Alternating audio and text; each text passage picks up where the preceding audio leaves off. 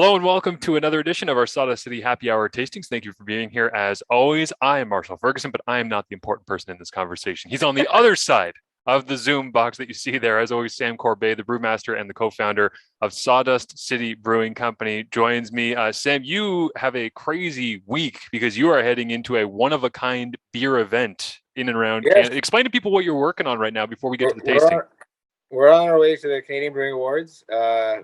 One of the owners of Sawdust is one of his parent companies, also owns the Canadian Brewing Awards. So they put these on every year. Unfortunately, last year there was none, so this is the first one in a couple of years. All the best breweries across Canada, they send their beer in and they're judged, and then we all get together for a big party and conference where we talk all things beer. And this one's a little bit special because we get to see some people we haven't seen in quite a while. It's being held in Quebec City, so we're off to the Belle Province next week, and I'm very excited. It's been a couple years since I've been out there. We're going to make some stops along the way in Ottawa and just another brewery between Quebec and Montreal called À la Fou in a town called Saint-Tite, which is a wonderful place. It's Cowboy Central. It's crazy. It's a very unique part of Canada. If you ever get a chance to stop in there, I highly recommend it. If you like beer, cowboys, and rural Quebec, it's the perfect place for you. And then it's on to Quebec City for the show, which we're very excited about. That's great to know because one of, if not the premier football programs at the university level in all of Canada is Laval. And I go to Quebec City for Vanier Cups and for big U Sports matches where it's Laval playing against Montreal. And I've always been a fan of doing, and I'm sure you've done this before, probably in your earlier days, more so than now, as a respected member of the craft beer community, where you just do the wander and you're like, maybe I'll stumble into somewhere that has good beer or that has good food. I've always been a fan of that. So there was a time where we actually were covering an East-West Bowl, which is like the U Sports All-Star game in Quebec City. And I ended up just basically leaving the hotel and I'm like, I don't have anywhere to be. It's a Friday afternoon. I'm just going to walk to Old Quebec City because it's like 10 kilometers away or something. So I just walked there, made my way past and found a couple of places, had a couple of beers at different spots at a point in life where you could just wander in anywhere without a mask on and have a beer because that feels so It's wonderful times. feels so long ago. You could just wander in and be like, give me a cold beer. But yeah, it was Quebec City is an underrated place to just kind of go and experience the sights and sound. That's a really cool place to have that event. I know the CFL's talked about doing some different things in Quebec City as well because it just has this kind of weird magic about it. So I hope that you have a great time at the Canadian Brewing Awards. And again, you say to people that everybody kind of votes on best beers and gets together to have a party. How does that voting process work? Because can you guys nominate yourselves for things? Do you get put into certain categories? How does that play out? We actually don't ever enter because your owner owns the Brewing Awards. The optics just aren't good. So it would be like FIFA. It would be like somebody corruption at the very top, and all of a sudden you have Sepp Blatter who is saying, "Hey, Switzerland, they're actually the World Cup champions." You're like, I don't know about that. So I'm there as moral support. I love seeing other brewers and their actions when they win, and I just like hanging out. I usually take part in a few panels and do some talks, and just being around the community is that I just like being there. So that's but the judging itself is done earlier. The beer gets sent in a couple months before. There's different categories for each beer. Like there's an IPA category, there's a bitter category, there's a stout category, and they're all broken into subcategories. And then the judges judge each beer against each other in that category under a set of this is what this beer is supposed to taste like. Yeah. And then based on the criteria within that group, then a gold, silver, and bronze is awarded. And it's a blind tasting. And I mean, it would be very hard for us to cheat, but we just feel like it's not worth it to put ourselves in there. So we just sort of abstain and just go for the fun and games of it. And it's an awesome time. And, you're in a room full of, 1,000 people just like you. So it's, people who love beer, people who love community, people who love to get together. It's a diverse crowd of Canadians, but we all share the same passion, and it's great to be there.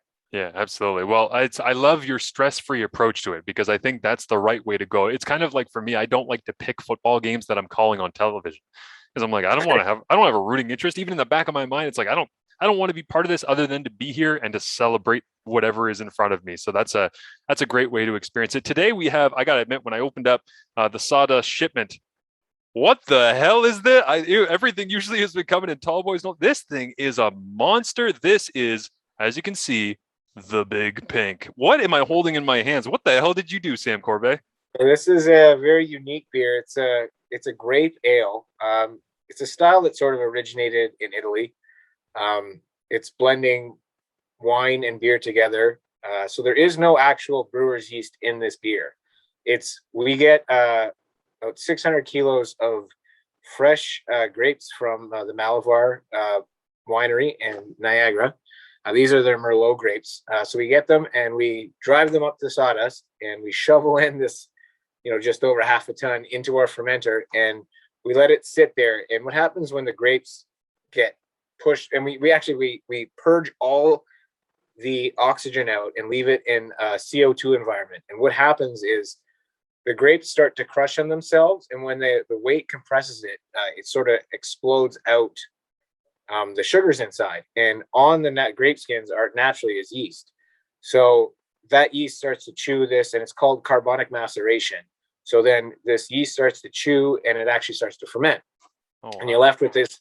Yeah, it's a really cool way to make wine. We learned about when we started doing this. And so it starts to break down. You're left with these really fruit forward flavors if you were to have the wine on its own. So what happens once that starts to ferment, we make a beer. And what we do is we just pump in the wort, which is just the sugary liquid before we add the yeast. There's no hops. There's no yeast. It's just the sugary liquid.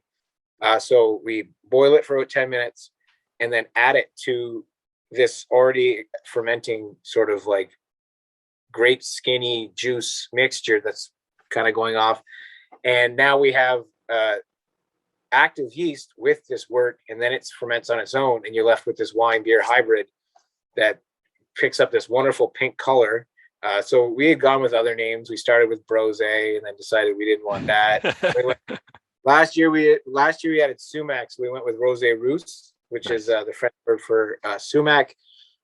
This year we went for, this is a bit of a music reference. One of the great bands that has partially Canadian, the band. Mm-hmm. They had an album called Music from the Big Pink, and when I was looking at it, like, it's just a big pink bottle. It's the big pink bottle, and they sort of squished it down to that. That was music that I grew up with, so I sort of subtly referenced. Awesome. That's fantastic. It's a very unique beer. It's tart and refreshing. It's kind of like lemonade for adults. It's very lemony. Got a lot of strawberry, sort of rosy aromas. You'll get the wine, you'll get the beer, but it's quite unique and it's very refreshing. Excellent. Well, it's a nice hot day where I am here in Hamilton, so let's give this thing a go. I was also saying to Sam just before, I said, I don't think this is a twist off. I said, I don't have a bottle opener, so I'm going to try to do the old school off the edge of the table, which I was warned. There we go. Third try. Oh, it worked. Look at that. Got it done. All good. It's amazing too. So tell me what's kind of sitting in the bottom here that people, I'm not sure if you can really tell on camera, but when you're pouring, there's some noticeable stuff in the bottom there. What are we looking at? So that's some sediment that, as the grape skins started to come apart, some of the, I think it would be some tannins or whatever, but it's just sediment that falls to the bottom. And over this was actually packaged, oh geez Louise, 5-6 months ago. Wow. And it's been sitting there. So as it sits, some stuff sort of precipitates out, and then you're left with this. You can smell the grapes right away. It's very fruity. Yeah, I love, again, I feel like I'm beating a dead horse here, but I always love when you guys send stuff or we talk about things that not only have I never had it before or had the same style before, I don't know what the hell it is. I have no idea what I'm about to have a sip of here. And that's always intriguing to me. What we also did at the end, to give it a little bit of sour and pucker, we blended in a little bit of sour wort as well.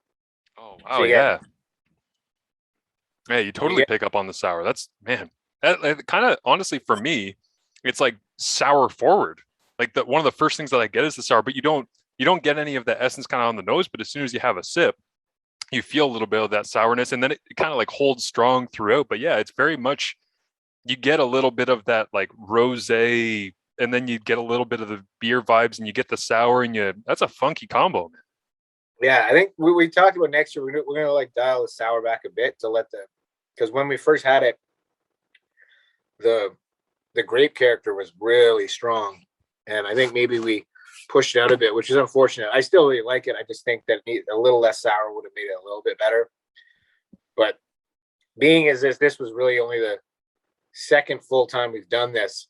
Last year was the first time we attempted it with the carbonic maceration. So figure by the third time we'll have it on lock, and we're hoping next year to go to the LCBO with it. So that'll be exciting. But it's for like a summer deck beer. It's so refreshing. Oh yeah. It's hard to even really like label it as a beer for me. Like it's this funny in between where you actually feel like you're drinking almost rosé wine, but it is a beer. Like it's 6.6%. It's not like you're getting up there even into like the sangrias of the 9 or 10 or any of that stuff. Yeah, it's weird. Well, it starts off really high. Like when we get it, it's up in near the 30s with or 24, 25 Play-Doh with the grape skins. But then we obviously water it back with wort and knock that down, and then to get it to 6.6. Last year was even lighter, like 5, but we thought, more on the little elevated would help, push it into like a higher echelon of your perception.